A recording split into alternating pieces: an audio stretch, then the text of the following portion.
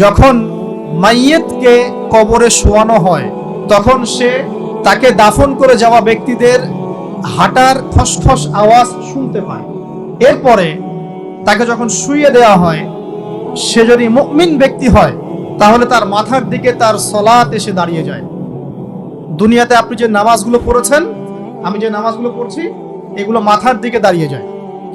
ডান দিকে চলে আসে তার সওম মানে কি? রোজা। বাম দিকে চলে আসে যাকাত। তারপরে পায়ের দিকে চলে আসবে তার আত্মীয়তার সম্পর্ক রক্ষার ইবাদত, তার এই যে অন্যান্য দান সদকা, তার নফল আমল, তার তাসবিহ তাহলিল, তার কোরআন তেলাওয়াত ইত্যাদি পায়ের দিকে চলে আসবে। এখানে একটা হাদিস এসেছে, সূরাতুল মুলক যে ব্যক্তি রাতের বেলা তেলাওয়াত করবে, কোন সূরা ভাই?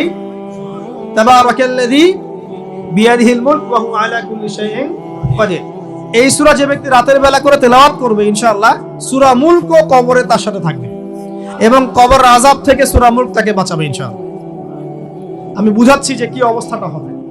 এবার দুজন ফেরেশতা মাথার দিক থেকে আসবেন, আসতে চাইবেন, সালাত বলবে এখান দিয়ে আসা যাবে না, এদিক দিয়ে আসা যাবে না।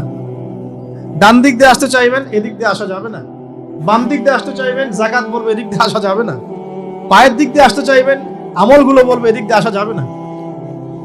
তখন যাই হোক, তারা আসবেন। এটা তাদের এটা কথা কি? এটা কথাটা হচ্ছে যে সালাতের গুরুত্ব, মানে সে সালাত আদায় করেছে, সে আমার হক আদায় করেছে, আমি তার পক্ষে আছি, পক্ষে বোঝাচ্ছে। রোজা বলবে আমি ওর পক্ষে আছি, তাকে আপনি কোনো শাস্তি দিবেন না, আমি তার পক্ষে আছি। আপনারা দুজন তাকে শাস্তি দিবেন না, আমি যাকাত তার পক্ষে আছি। এটা পক্ষে থাকার কথা।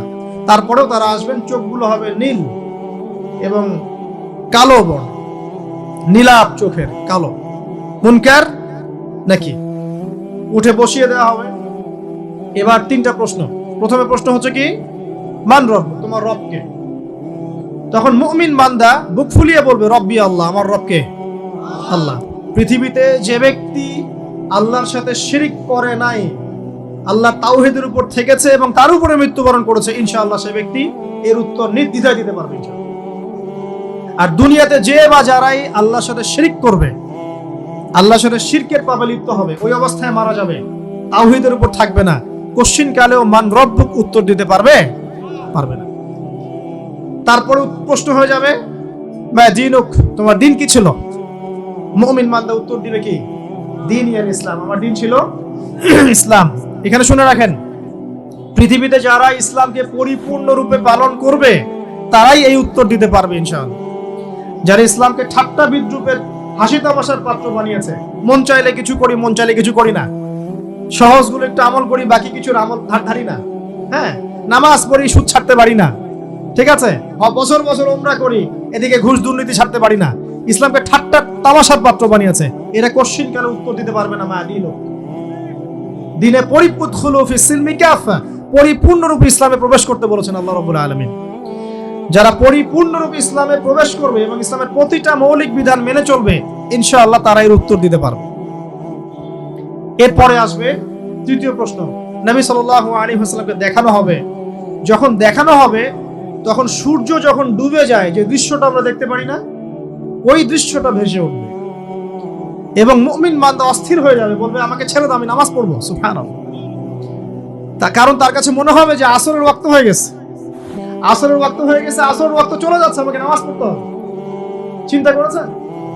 ওই যে একটা হাদিস আছে না, যে 7 শ্রেণীর মানুষকে আল্লাহ রাব্বুল আলামিন আরশের ছায়া দিবেন। তার মধ্যে এক শ্রেণীর মানুষকে, যার অন্তর মসজিদের সাথে ঝুলে থাকে, তার মন মসজিদের সাথে ঝুলে ছিল, এই সূর্য ডুবে গেল বলে আমাকে ছেড়ে দাও, আমি নামাজ পড়তে যাব। তখন ফেরেশতারা বলবেন তোমাকে নামাজ পড়তে দেয়া হবে, তবে তার আগে তুমি এর উত্তর দাও। কি উত্তর? এই ব্যক্তির দিকে তাকাও। তখন নবী সাল্লাল্লাহু আলাইহি ওয়াসাল্লামকে দেখানো হবে, সাল্লাল্লাহু আলাইহি ওয়াসাল্লাম দরুদ পড়বেন। বলা হবে যে এই ব্যক্তির সম্পর্কে তোমার কি ধারণা? মান হাযা রাজুলু বুইসা ফিকুম, এই ব্যক্তি কে, যাকে তোমাদের কাছে পাঠানো হয়েছিল? মুমিন ব্যক্তি নির্দ্বিধায় বলে দিবে যে তিনি হচ্ছেন আমার নবী মুহাম্মদুর রাসূলুল্লাহ সাল্লাল্লাহু আলাইহি ওয়াসাল্লাম। দেখুন, পৃথিবীতে যে বা যারাই নবী সাল্লাল্লাহু আলাইহি ওয়াসাল্লামের সুন্নতের উপর আমল করবে, ইনশাআল্লাহ সে তার উত্তর দিতে পারবে। দুনিয়াতে যারা নবীর সুন্নতের 5 পয়সা পরোয়া করছে না, তার আদর্শের 5 পয়সা দাম দিচ্ছে না, তারা কোশ্চিনকালে উত্তর দিতে পারবে না। নাম হতে পারে আব্দুর রহমান, আব্দুর রহিম, নবীর সুন্নতের ধার ধারে না, তারা উত্তর দিতে পারবে না। নবীর সুন্নতের গুরুত্ব কত কত গভীর, এটা আমাদেরকে এখান থেকে বুঝতে হবে। তাই প্রিয় যুবক ভাইরা, মুসলিম ভাইরা, আমাদের জীবনটাকে নবীর আদর্শ এবং সুন্নতে ঢেলে সাজাতে হবে। সকাল থেকে সন্ধ্যা পর্যন্ত প্রতিটা কাজ করবো কার তরিকায়? রাসূলের তরিকা। নামাজ পড়বো তার তরিকায়, রোজা, সিয়াম, হজ, যাকাত, আমল, মুআমালাত, আখলাক সব কার তরিকায়? নবী সাল্লাল্লাহু আলাইহি ওয়াসাল্লামের তরিকা অনুযায়ী ইনশাআল্লাহ। আল্লাহ পাক তৌফিক এনায়েত করুন, আমিন। এবার ফেরেশতা দুইজন জিজ্ঞাসা করবেন অবাক হয়ে যে তুমি কিভাবে এটা জানলে, তুমি কিভাবে এই 3টা প্রশ্নের উত্তর দিতে পারলে? কারণ বেশিরভাগ মানুষ তো উত্তর দিতে পারবে না, বেশিরভাগ মানুষই এই উত্তর দিতে পারবে না। কারণ কিয়ামতের মাঠে 1999 জন মানুষ জাহান্নামে যাবে, নাউজুবিল্লাহ। তো এটা কঠিন পরীক্ষা। আল্লাহ রাসূল সাল্লাল্লাহু আলাইহি ওয়াসাল্লাম বলেছেন যে নিশ্চয়ই তোমাদেরকে এখানে পরীক্ষায় ফেলা হবে, আর তোমরা যদি এই পরীক্ষা জেনে তোমাদের মৃতদেরকে দাফন করা থেকে বিরত না থাকতে, তাহলে আমি তোমাদেরকে শুনিয়ে দিতাম কবরে কেমন পরীক্ষা হয়। মানে যদি আমরা শুনতে পারতাম যে কবরে কেমন পরীক্ষা হয়, আমরা ভয়ে আমাদের মৃতদেরকে দাফন পর্যন্ত করতাম না।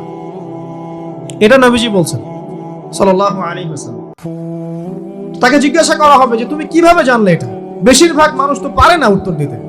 তখন সেই ব্যক্তি বলে বসবে, সেই ব্যক্তি বলবে যে করাতু কিতাব আল্লাহ, আমি আল্লাহর কিতাব এই কোরআন পড়েছি। মুমিন বলবে আমি আল্লাহর কোরআন পড়েছি, ফাআমানতু বিহি, আমি এর উপর ঈমান এনেছিলাম, ওয়া সাদ্দাকতু, এবং সত্যায়ন করেছিলাম। অতএব দুনিয়াতে যারা দ্বীনের জ্ঞান অর্জন করছে না, কোরআন পড়ছে না, হাদিস পড়ছে না, পড়াশোনার চেষ্টা করছে না, জানার চেষ্টা করছে না, কবরে পাওয়া ডিফিকাল্ট আছে। এটা একটা অন্যতম প্রশ্ন।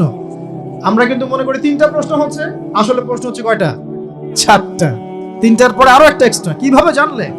তখন উত্তর দিচ্ছে আমি আল্লাহর কিতাব পড়েছি, ঈমান এনেছি, সত্যায়ন করেছি। সুবহানাল্লাহ। নবী সাল্লাল্লাহু আলাইহি ওয়াসাল্লাম হাদিসের পরের অংশে বলছেন যে যখন কাফের বান্দাকে উঠানো হবে, তখন ডানেও কিছু নাই, বামেও কিছু নাই, সামনে পিছনে কিচ্ছু নাই। মাথার দিক থেকে ফেরেশতারা চলে আসবেন, উঠিয়ে বসানো হবে, প্রশ্ন করা হবে কে তোমার রব? একটাই উত্তর, লা আদরি, আমি জানি না। নাউজুবিল্লাহ। কি তোমার দিন? লা আদরি, আমি জানি না।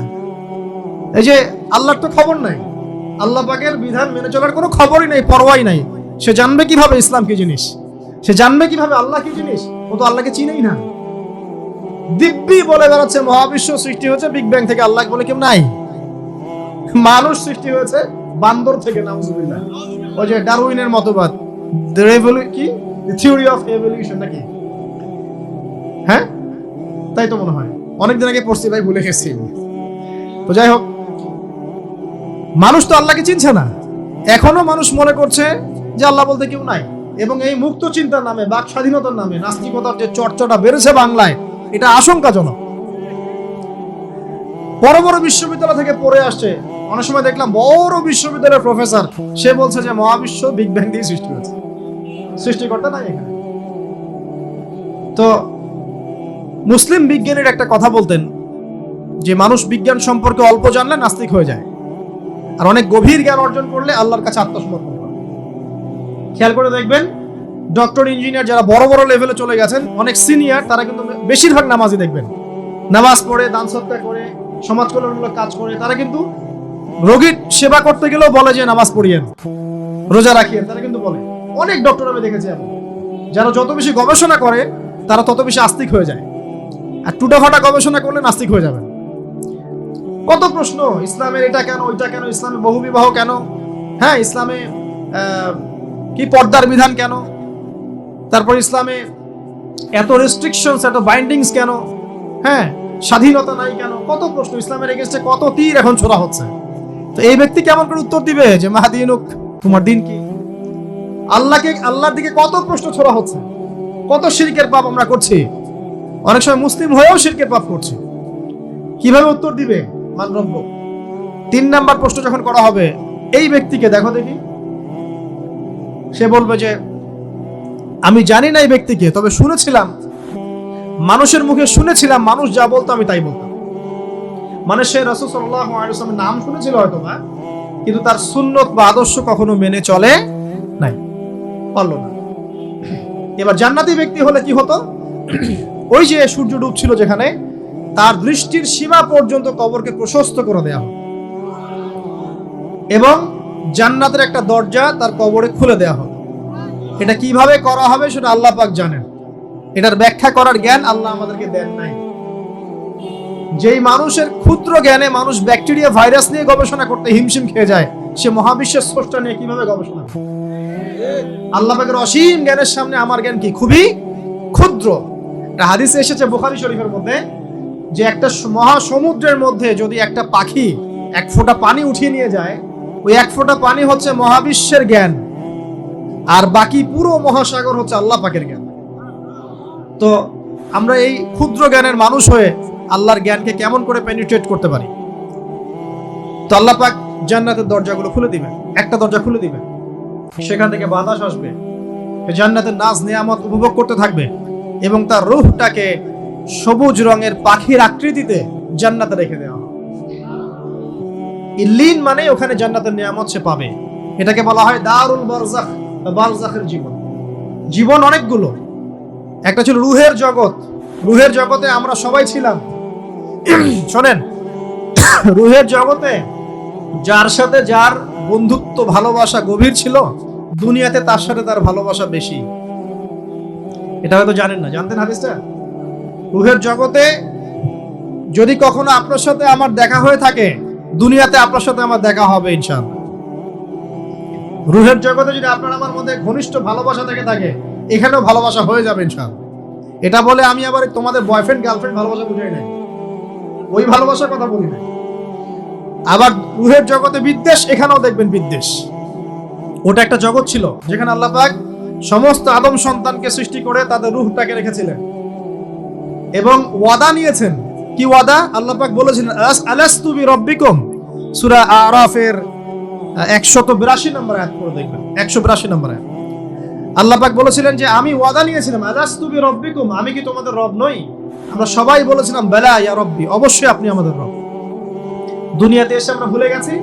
এই ভুলে যাওয়াটা মনে করায় দেওয়ার জন্যই আল্লাহ পাক আসমানি কিতাব নাজিল করেন, নবী রাসূল পাঠান, আমাদের কান পর্যন্ত ইসলামের দাওয়াত পৌঁছে দেন, যাতে আমরা মনে করতে পারি। এবার আসেন রুহের জগতের পর আসলাম এই যে দুনিয়ার জগৎ, দারুদ দুনিয়া। দুনিয়ার মধ্যে আছি হয়তো 50, 60, 70, 100 বছর হাইয়েস্ট। এরপর যাবে দারুল বারজাখ, বারজাখের জগৎ।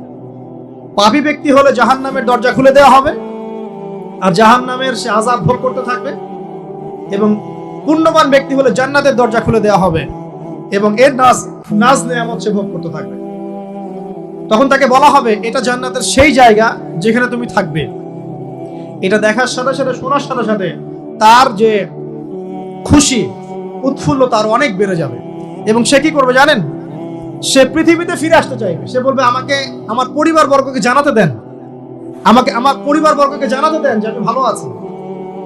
তখন ফেরেশতারা তাকে বলবেন যে এটা সম্ভব না, তোমার এবং তাদের মাঝে দারুল বারজাখ আছে, তুমি এটা ভেদ করে যেতে পারবে না।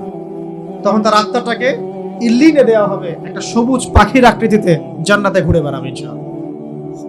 আর যদি জাহান্নামী হয় তাহলে যে বললাম দরজা খুলে যাবে, জাহান্নামের মর্মান্তিক আযাব তার দিকে আসতে থাকবে। কবর সংকুচিত হয়ে আসবে এমন ভাবে যাতে তার বাম পাজর ডান পাজরের ভিতরে এইভাবে ঢুকে যাবে, নাউযুবিল্লাহ। এবং এই আযাব চলতে থাকবে ইলা ইয়াউমি ইউবআসুন, পুনরুত্থানের দিন পর্যন্ত। এখন এই যে হাদিসটা আপনারা শুনলেন, এই হাদিসটা ব্যক্তি কেন্দ্রিক নয় কি? এখানে তিনটা বিষয় আপনাকে ফোকাস করতে হবে আমাদেরকে। এক, তাওহীদ, আল্লাহ পাকের তাওহীদ। দুই, রিসালাত, রাসূলুল্লাহ সাল্লাল্লাহু আলাইহি ওয়াসাল্লামের রিসালাত, এবং আখিরাত, পরকাল। এই তিনটা বিষয় খুব স্বল্প কথায় বলছি। দেখুন, তাওহীদ কি? আল্লাহ পাকের একত্ববাদ।